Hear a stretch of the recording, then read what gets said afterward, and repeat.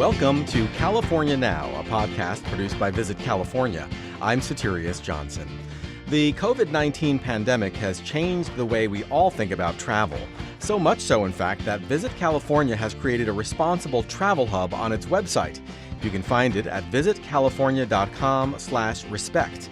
This hub highlights new guidelines for exploring the state in a safe and sustainable manner, and this episode is going to build on those efforts. We'll be talking to three guests who share their insights from different corners of the travel industry. We'll start with what the future holds for air travel by focusing on San Francisco International Airport. There's going to be some type of quantum leap in terms of what the airport experience looks like, and we really think that's going to have to do with some type of on-site health testing, health registration component. And we'll talk with veteran hotel executive James Bermingham about his efforts to give traveling families peace of mind. Well, Montage International has developed several programs and protocols designed to reassure our guests that traveling during the pandemic is safe. We'll also hear from the owner of a brewery and distillery on the Central Coast who explains what might be different the next time you sit down in a bar. That's all coming up on California Now.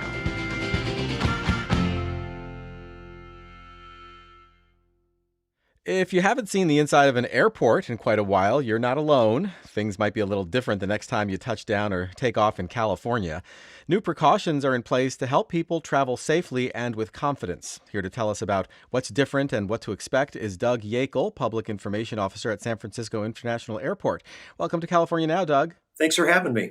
So this may seem like a strange opening question, but these are strange times. So here goes. How is everything at SFO? What's the mood over there? So I would say that, number one, it is a much more quiet place than you may remember. And that's really one of the big things that we're working on is getting passengers to come back at the level that they did pre-pandemic, really restoring air travel to the levels that we knew and enjoyed before this pandemic hit. So we are in the midst of a transformation, I would say.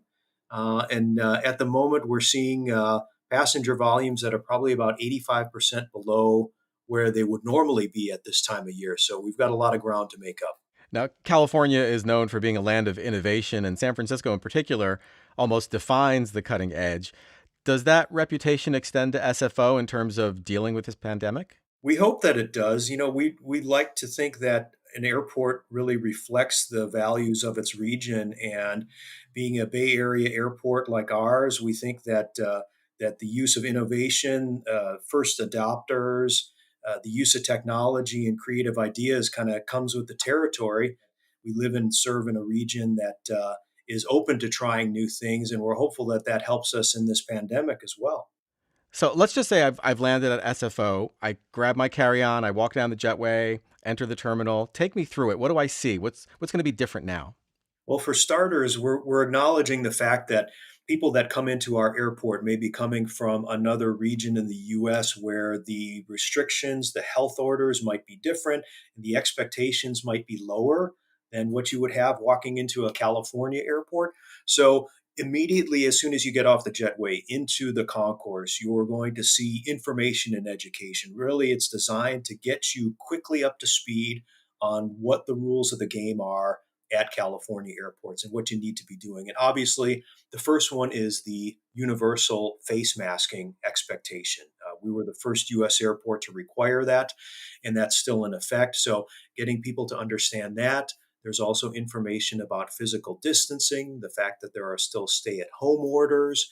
These are really things that we're focused on. And we've actually got a team of people that we call ambassadors, and their role is to patrol every one of our terminals to ensure that people are up to speed with what's required. The idea being that if you had somebody that maybe wasn't in the know, an ambassador could approach them and tell them that they're an airport representative and help them understand and get compliant with that masking requirement. They actually carry free masks with them if needed.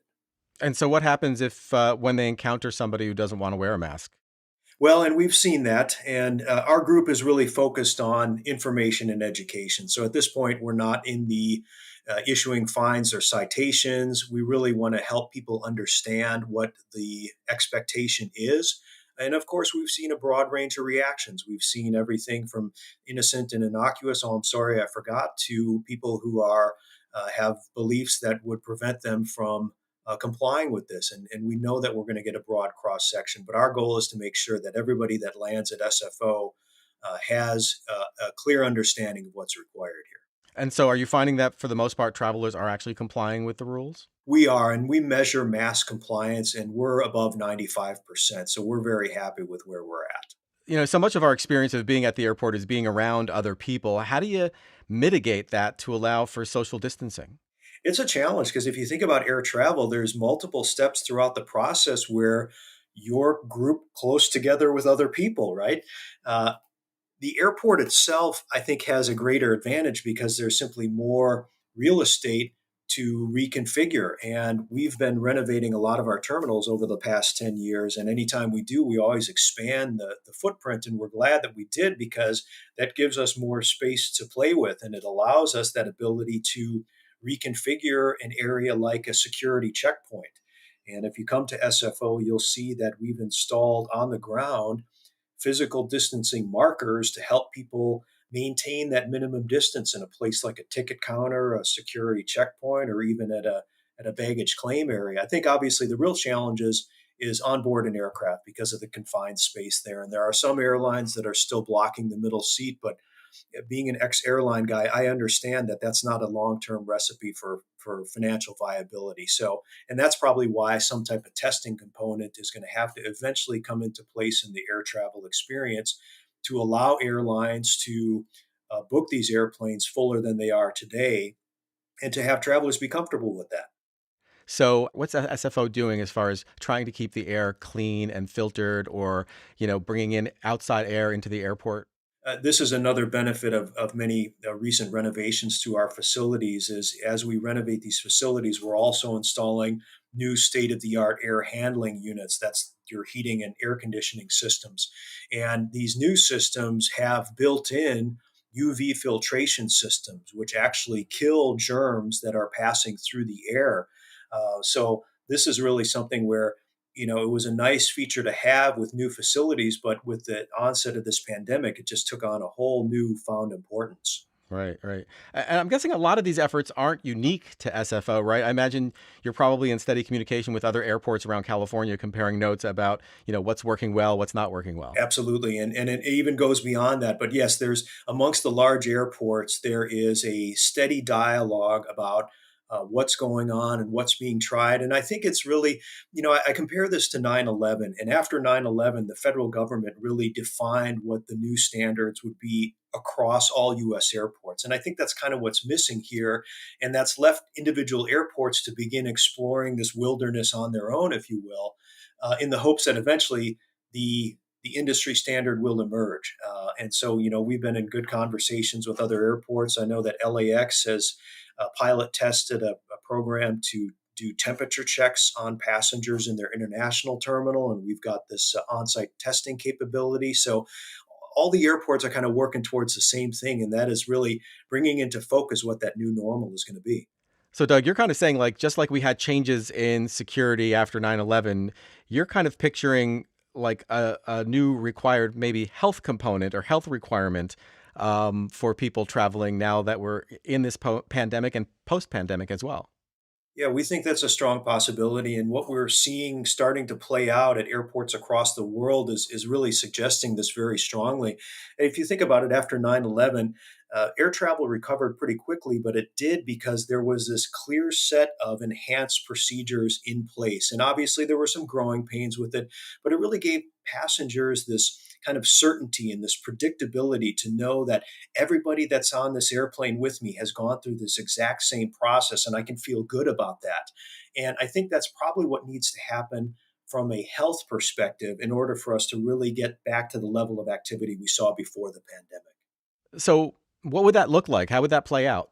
So I think most likely it would give passengers a few different ways to get compliant, if you will. And the pilot program that we're launching with United Airlines in October really gives passengers a few different options to get tested on these flights from SFO to Hawaii. They can either do a test that gets mailed to their home that they do in advance, or they could show up on the day of their travel and get tested on site at the airport. And I think that you'll probably see this gravitate towards several different options where an individual can do it the day that they're there, or if it's more convenient, maybe they'll do it within 72 hours of travel through their health provider, whatever works best for them. And then, even after a vaccine is found, you'll have some type of process where there's a certification that you've been vaccinated. And if you haven't, then you fall back to some of those other options. And, savvy travelers will always figure out the best way to get through the airport process. And this will be very much the same thing. I mean, what's going to get me through the airport the fastest? And that means pre-certifying that I've either been vaccinated or I've already tested negative within the 72-hour window of time. They're going to do that to save time at the airport. Right. Can we touch a little bit on your read of how airlines are tackling this crisis? What insight can you share on their point of view in all this? Well, I appreciate their predicament because this is an industry that is built around maximizing the saleability of your aircraft and maximizing how many people you can get into an aircraft. That'll increase the profitability of a flight. And so this is a very unique situation for them to be in. And I talked a little bit about this idea of blocking seats to allow for physical distancing. That's a good interim measure to help regain confidence, but it's not a long-term solution. So airlines really are going to have to figure out another way to get people to come back. But I have to tell you that I have no doubt about the level of commitment that airlines have to winning passengers back, because I've seen items like change fees, which have been in place for decades, Right. wiped away. And there's airlines that have announced that they're getting rid of them forever. That's really a sign to me of how much this industry wants to get people flying again. And I think that's good because the end result will be a better experience. Yeah, I'd like to wrap up on an optimistic note, if we can. Where do you see air travel heading from here? What's a realistic goal? We were hoping that by the end of this year, we'd be at about 50% of pre pandemic passenger levels. And I think that might be a tad optimistic. But we do see the recovery happening. We think that the low point was in April, and we've been steadily increasing the number of passengers and the number of airlines and the number of flights that we have. So we are already on the road to recovery. It's just the pace of recovery is a little slower than we'd like to see. But I do believe that once we kind of push through this next iteration, if you will, that kind of this next item that really needs to enable travel again, which will probably be this health concept, I think you're really going to see it recover very quickly, because we do believe that there's pent up demand. There's interest and desire to travel. We just need to make it easier for people to feel confident about it. Absolutely. I know so many people are just, bouncing off the walls, wanting to get back out there. So you definitely have pent up demand. That's for sure. All right, Doug, thank you so much. This has been so great. Thanks for joining us on California Now. Thanks for having me. Doug Yakel is Public Information Officer at San Francisco International Airport. You can read more about the changing nature of air travel on their website, flysfo.com. And as always, we'll have links to all the places we talked about on today's episode and lots more on our website, visitcalifornia.com/podcast. This is California Now.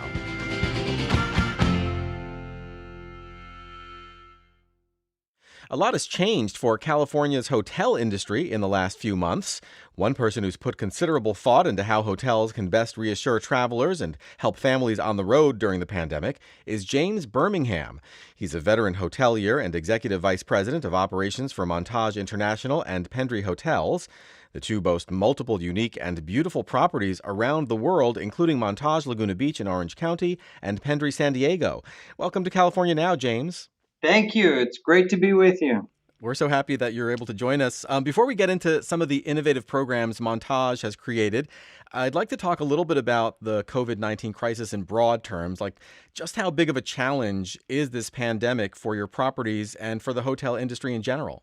Well, it has been traumatic, to say the least, particularly in the first 3 or 4 months, as we really focused on supporting state and our local authorities in mitigating the spread of the pandemic.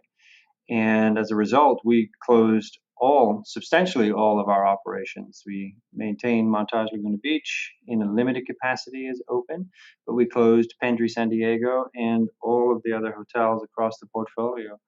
So that disrupted not just our guests, but equally our associates. And it's been a pretty traumatic time.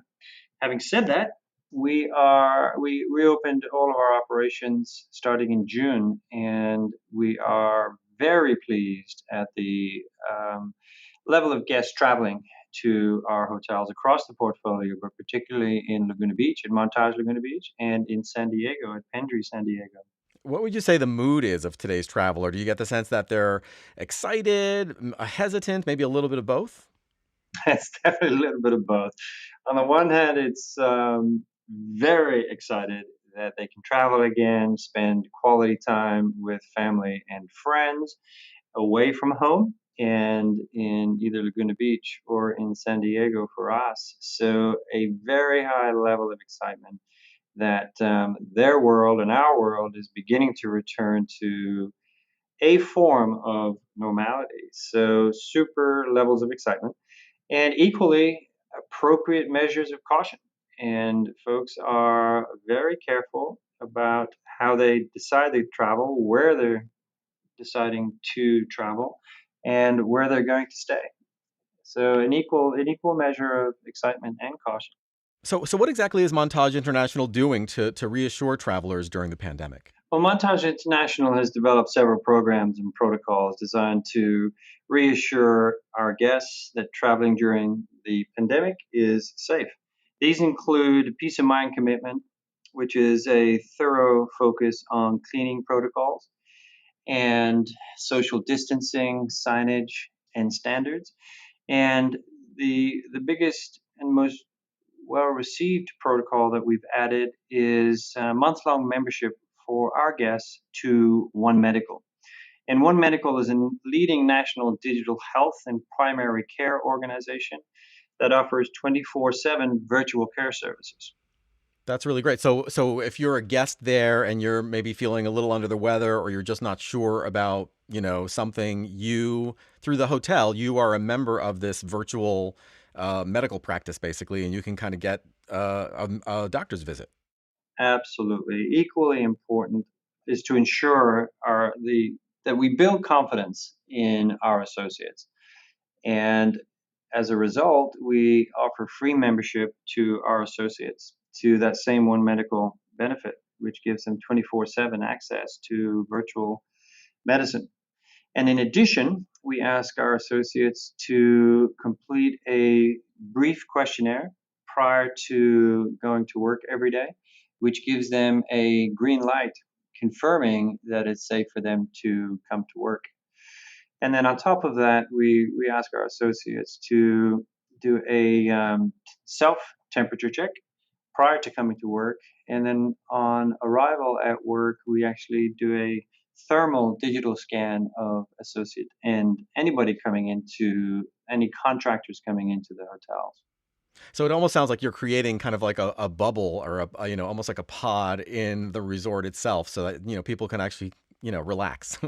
That is the key. It's really helping to ensure that our guests feel very confident in our protocols, and it's working beautifully. That's really great. I mean, so much of traveling is that you just want to get away and you do want to be able to let your guard down and just relax. So, being able to provide that sense of peace of mind just goes a long way. It really does.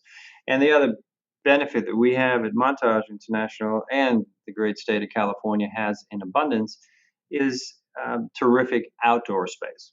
So dining, pool access is in abundance at all of our hotels. Hmm. People's schedules are really have been disrupted, and a lot of people are working from home. Kids are going to school from home, and I understand that you have a new program called Montage Academy, which just sounds really interesting. Can you tell me a little bit about that? We are very excited about this, Soterios, because as you know, everybody's work schedule now is extremely flexible in terms of where they can work from. And equally, school schedules are almost as flexible, and certainly from where you can attend class because so many of the kids are learning online. So we've created Montage Academy for students age 6 to 17 to enroll in full school days, including 24/7 virtual tutoring through tutor.com. Study hall is monitored, and educational programming, supplemental educational programming such as yoga or stretch breaks, hiking, art classes, conservation, and more. This enables parents to work distraction free or relax enjoying our incredible resorts while they know secure that their children are in a great learning environment. So, what is the learning environment like? How exactly does it work? So it's a dedicated study hall space, socially distant, and of course, a lot of our peace of mind protocols are applied here. But socially distanced, great IT access, supervised the whole time, and guests can learn at their own time and schedule. Because as you know, a lot of our guests are on different time zones, or my two boys are on actually different work schedules, although it's the same school. So we can personalize and tailor the study hall based on individual children's learning times and schedules. What's the reception been like so far? It has been fantastic. It's been really well received. It's the other benefit is not just for us, but for our guests. It's extended what is the traditional summer travel season, which usually wraps up on or around Labor Day. But because of that flexibility of work schedule and that flexibility of online learning, it's really extended into September, and it's looking like it will through the month of October too. So it's really increased the opportunity for folks to travel outside of the traditional summer season. California hotels probably have an advantage over properties in other destinations because the weather here is just so great. It's just easier to be outside in the fresh air. Are you factoring that into your operations? We have an abundance of blessings here in California, but one of them absolutely is the climate. And, Laguna Beach, for example, for me, my favorite time of the year is September, October, and into November because the weather is absolutely fantastic. And it gets a little cooler in the evenings, but that's a great excuse to go and enjoy the fire pit and do family s'mores together. I know you're opening up a new hotel, Montage Healdsburg, later this year. How has the pandemic informed the development of that property up in Sonoma County? That's a great question. We are so excited to be opening in Montage Healdsburg in November of this year. It is a beautiful resort on 250 acres of rolling hills with beautiful oak trees and a working vineyard. So we're very excited about that. It's full speed ahead. We have incorporated all of our peace of mind protocols into the pre-opening planning of Montage Healdsburg. But like Montage Laguna Beach, it really offers incredible outdoor spaces. And we are very excited about bringing Montage Healdsburg to the wine country. And 250 acres is huge, so you really have a lot of room to roam and kind of, be on your own a little bit. Absolutely.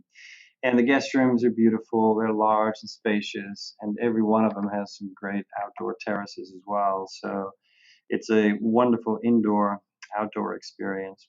That sounds lovely. Before we wrap up, I just wanted to ask your perspective. Are you optimistic about travel in 2021? Do you think things will return to normal relatively soon? It's a great question. And if anybody tells you they have the answer, I would question their credibility. It really is a moving target. I will say the longer this year progresses, the more confident that I am becoming about 2021 because we've seen over the summer a pretty strong return for leisure travel, and that's continuing into the fall. We're beginning to see demand for smaller meetings, which is critical to the success of tourism in the great state of California, and equally for Montage International. So that's the great news. And having said all that, I think the industry is expecting um, I'd say 60 to 65% business levels in 2021 compared to, say, 2019. I do think the segment that's going to be slowest to come back is large conferences Mm. and citywides in particular. So if you think about markets like San Francisco, Los Angeles, San Diego, and others that rely on citywide conventions, I think that's going to be a little slower to return than most other segments. That seems to make sense. Is there anything else you'd like to add before we say goodbye? Absolutely. If I may, we're in addition to Montage Healdsburg, which opens in November, we're very excited to introduce Pendry West Hollywood, our new hotel that will be opening in December. Pendry West Hollywood is on Sunset and Olive, one of my favorite parts of the cities in LA and West Hollywood. Wolfgang Puck will be doing all of our restaurants and bars, and he's very excited about rolling out 2 new restaurants and multiple outlets. So we're very excited about Pendry West Hollywood and bringing that to the market in December too. That sounds great. I mean, I think so many people are so ready to get back out there, and so the fact that you're taking the pandemic so seriously and changing protocols and doing everything you can to make people feel at ease, I think that's really going to help people to just feel relaxed and feel confident that they can actually go out and have a good time and be safe as well. It's so important that we combine the two. Continue to travel and do it in a very safe and conscientious way. Well, James, this has been really great. Thank you so much for joining us on California Now. Thank you so much for having me. It's been a real pleasure.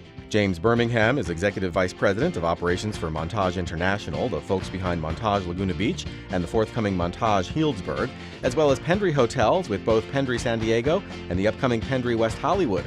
Learn more online at montagehotels.com and pendry.com. As always, we'll have links to all the places we talked about on today's episode and lots more on our website, visitcalifornia.com/podcast. This is California Now.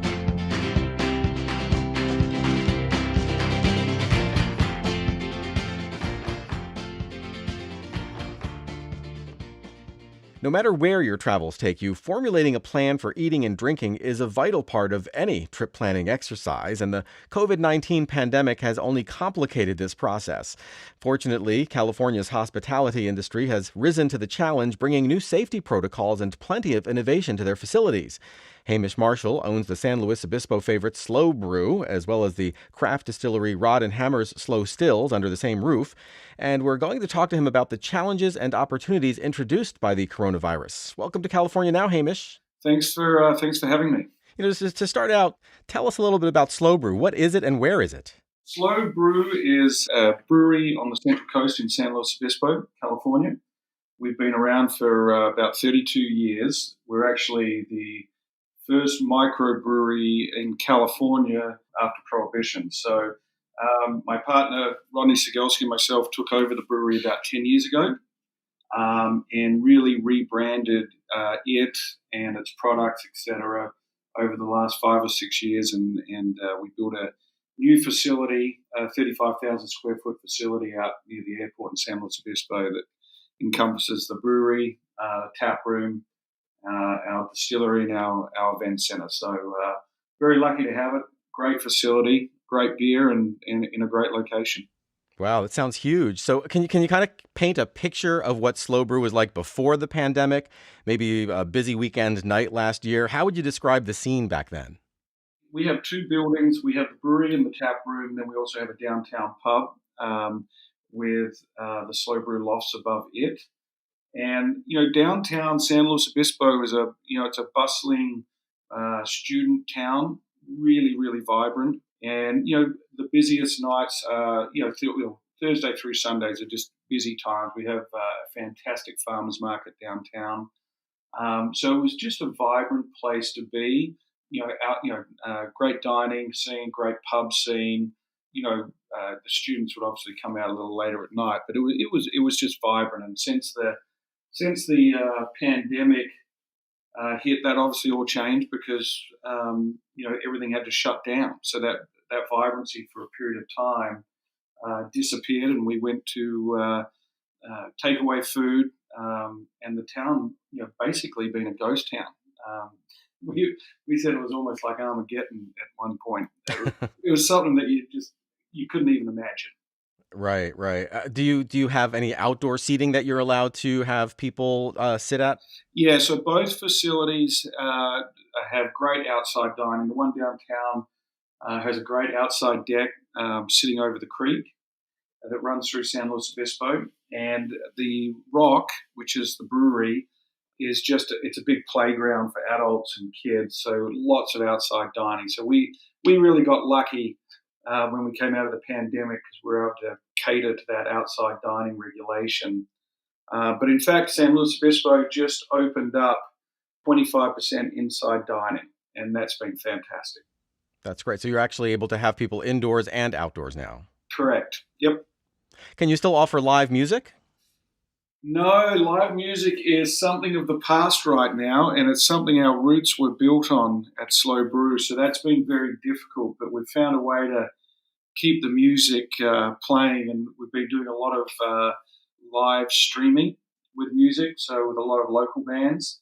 And so out of our event centre out at the brewery, we've got a great setup. What we've been doing is getting the bands in, live streaming it, keeping the garage doors open, and then streaming it actually over the internet, but also through the brewery and the distillery. So it's almost like a live concert, but yet it's not. And that's been working out really well. People have been loving it.